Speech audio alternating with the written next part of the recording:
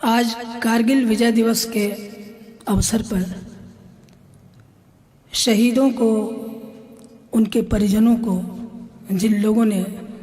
जिन शहीदों ने देश के लिए अपनी जान कुर्बान कर दी, उन सभी शहीदों और उनके परिजनों के नाम ये गीत प्रस्तुत है। यह एक विशेष गीत जो विशेष रचना है और विशेष कंपोजिशन भी है, प्रस्तुत कर रही हूँ।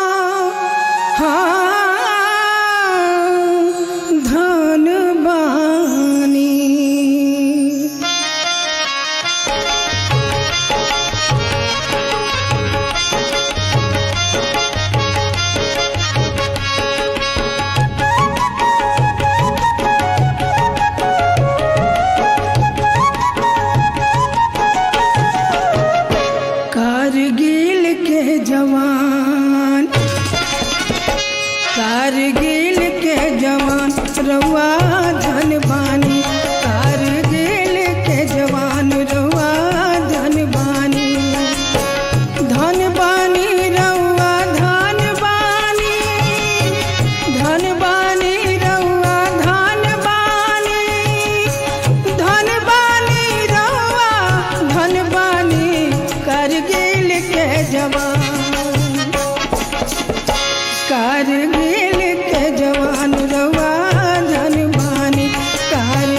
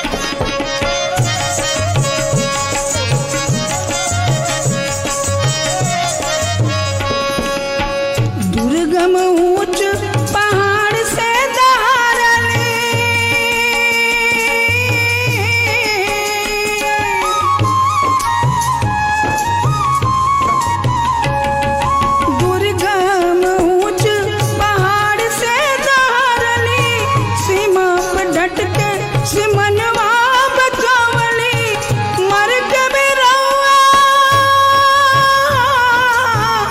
मर के भी रहुआ अमर बानी।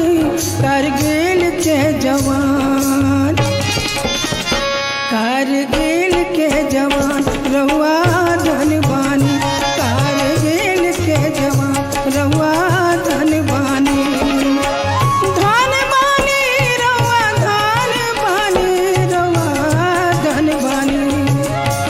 धन बानी रहुआ धन बानी, रहुआ धन बानी। कारगिल के जवान, कारगिल के जवान